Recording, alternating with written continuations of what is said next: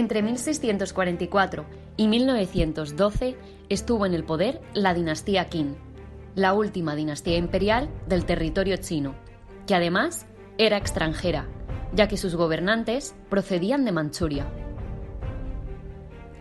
Durante el mandato de los primeros emperadores, China vivió una etapa de próspero crecimiento demográfico, económico y gran estabilidad interna. Sin embargo, a principios del siglo XIX comenzó una crisis fiscal que empeoró gracias a las guerras del opio. La dinastía fue perdiendo poder, cediendo muchas concesiones a las potencias extranjeras, llegando a su fin en 1912 y dando paso a la República China. No obstante, dejó un legado artístico que es digno de recordar. Un ejemplo de ello son las pinturas de exportación de Cantón. Pero vamos primero a empezar por el principio.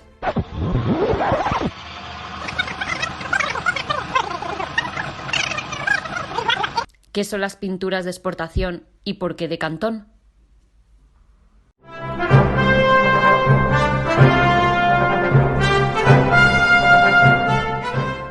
Cantón era el único puerto abierto a la exportación extranjera. Aquí se sitúa el origen de los primeros talleres de artistas de pinturas comerciales realizadas sobre el mal llamado papel de arroz. ¿Y por qué digo sobre el mal llamado papel de arroz? Pues porque este producto de exportación se le denominó erróneamente pintura sobre papel de arroz, aunque no se hacía con la planta de arroz, sino con materiales vegetales, como la médula de la Aralia grande.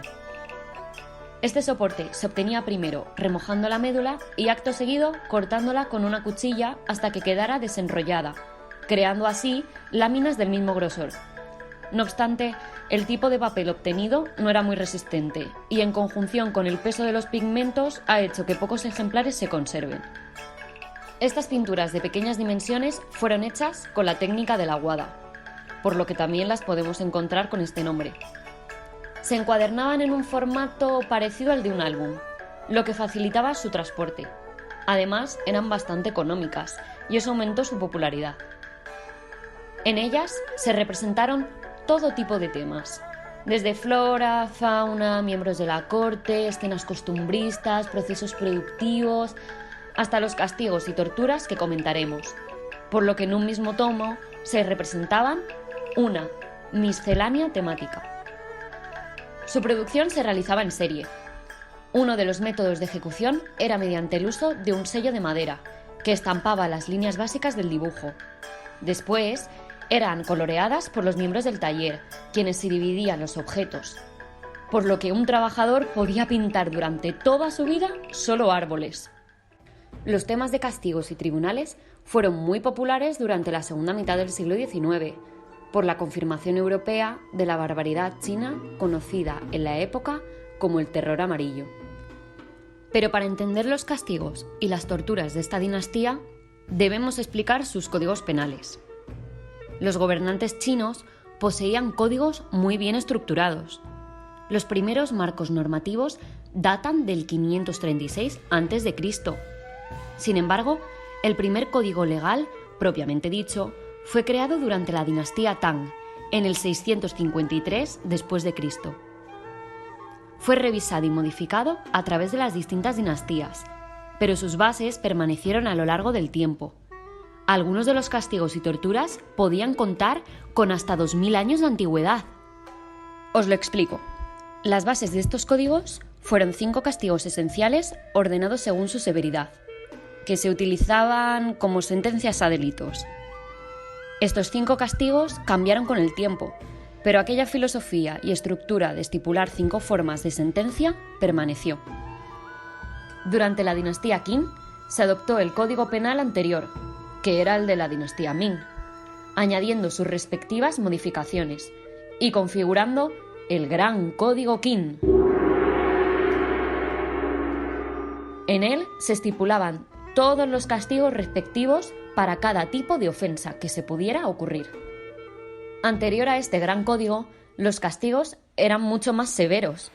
Contenían desde tatuajes en la cara, amputación de nariz, pies, extracción de rótula, castración, hasta muerte por descuartizamiento, por ebullición, por desmembramiento y por estrangulamiento.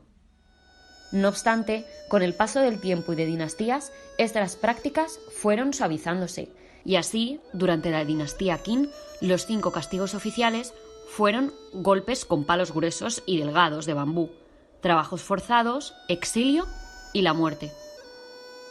Vale. Hemos llegado a la parte que más os interesa. Dentro de estos métodos de tortura y castigo, hemos seleccionado nuestro top 5 de castigos y torturas ilustrados con las pinturas de exportación. El castigo número 5, establecido como consecuencia de un delito, consistía en golpear al delincuente con un palo de bambú, normalmente los glúteos. Se trataría de una de las penas más ligeras, aunque podían llegar a realizarse hasta 50 golpes, siendo 10 el número más bajo. Esto dependería claramente del grado del delito. El acusado se colocaba tumbado boca abajo, mientras que una persona le sujetaba. Otra realizaba la acción del castigo. Si los crímenes eran menos severos, se optaba por un palo delgado, mientras que si se cometía algo más grave, el castigo se realizaría con un palo grueso. A las mujeres también se les practicaba esta tortura, más comúnmente en los muslos, y sin dejar al descubierto las partes golpeadas, a diferencia de los hombres. Este tipo de castigo es conocido ya que es muy representado en películas y series actuales. El siguiente puesto lo ocupa una tortura que consistía en portar un bloque grande de madera cuadrado entre la cabeza y los hombros. Este castigo era conocido como cangue o canga. El objetivo era hacer cargar a la persona acusada con la tabla de madera, provocándole grandes dificultades para moverse debido a su alto peso. Esto causaría daños permanentes e impediría al acusado hacer su vida normal. En la estampa no vemos expresada la incomodidad y el dolor de los acusados. No apreciamos lo que debía costar tener ese peso recaído sobre los hombros. Sin embargo, al ver las fotografías nos damos una idea del suplicio real. Esta práctica se podía usar con 2 o 3 personas. Lo cierto es que su utilización era ilegal, aunque lo vemos representado en algunas pinturas. El tercer puesto consistía en exprimidores de dedos. Al principio no fueron legales hasta introducirse la dinastía Ming y generalizarse en la dinastía Qin. Los dedos de las personas torturadas quedaban atrapados entre 5 palos redondos de madera de pequeña dimensión. Estos permanecían atados con una cuerda. Los guardianes de la corte tiraban de sus extremos para realizar así el castigo, estrujando los dedos y provocando dolor. Esta técnica era utilizada, sobre todo, para sacar información al delincuente. El instrumento se utilizó principalmente para mujeres y no estaba permitido aplicar el exprimidor de dedos más de 2 veces por persona, para no paralizar al sospechoso. El segundo puesto se lo llevan las prensas de tobillos, las cuales consistían en 3 vigas de madera puestas en torno a un cuadro más grande, también de madera, destinado al criminal. La víctima era forzada a recostarse boca abajo en esta plancha con los tobillos puestos entre las vigas, las cuales al agarrar de la cuerda se comprimían, estrujando así los tobillos de la víctima, llegando a ser sumamente doloroso. Los tobillos recibían daños irreversibles. En otros casos, también se llegó a practicar la amputación de pies y la extracción de tendones como forma de castigo. El primer puesto se lo lleva el más cruel de todos, ya que no se trata de un castigo, sino de una pena de muerte. El delincuente era condenado a morir mediante el método de los 1000 cortes. Consistía en la realización de múltiples cortes que iban aumentando en tamaño y profundidad, así como en gravedad. Primero en zonas no tan peligrosas y luego poco a poco aumentando la gravedad, causándole la muerte, extrayendo partes de su cuerpo. Lo peor quizás es que conservemos fotografías reales. Podemos ver cómo acudía la gente a ver la ejecución.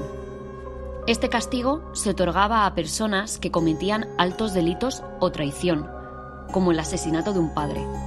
aunque practicaban otras penas de muerte como decapitaciones o estrangulamiento. La más cruel podría considerarse esta. Y este es el final de nuestro top 5. Ahora ya conocéis un poco más sobre el sistema penal chino, sus respectivos castigos y torturas, y una forma de producción artística como son las aguadas, que seguro no conocías. Esperamos que hayas disfrutado del vídeo. No olvides dejar tu like y suscribirte si te ha gustado. Nos vemos en el próximo vídeo. 漫人间，大地展笑颜，鞭炮声声响连天。万象更新，处处挂喜气，香烟气语说不尽。